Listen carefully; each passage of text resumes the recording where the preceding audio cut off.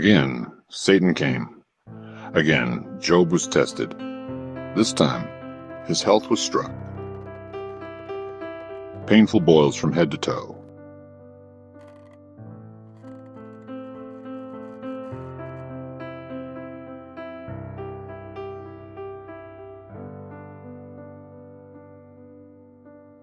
His wife wept and said, "Do you still hold to your integrity? Curse God and die."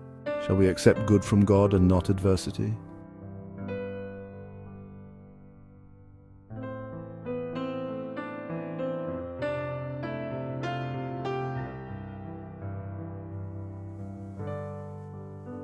Three friends came to comfort Job: Eliphaz of Teman, Bildad of Shuah, and Zophar of Naamath.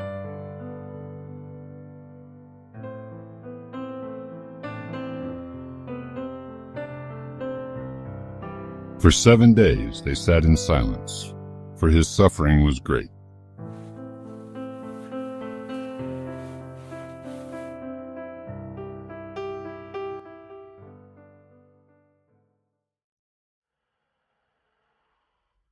Then the words came, long, bitter debates.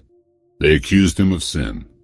Job defended his innocence. Who that was innocent ever perished? Miserable comforters are you all? Through despair, Job cried for justice, for an answer from God.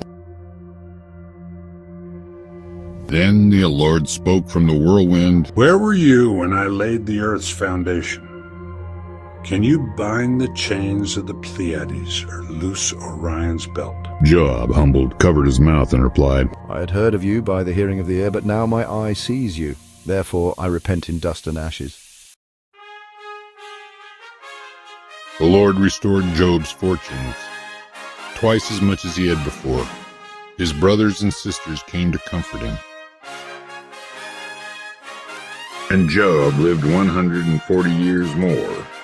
He saw his children and their children to the 4th generation. So Job died, old and full of days.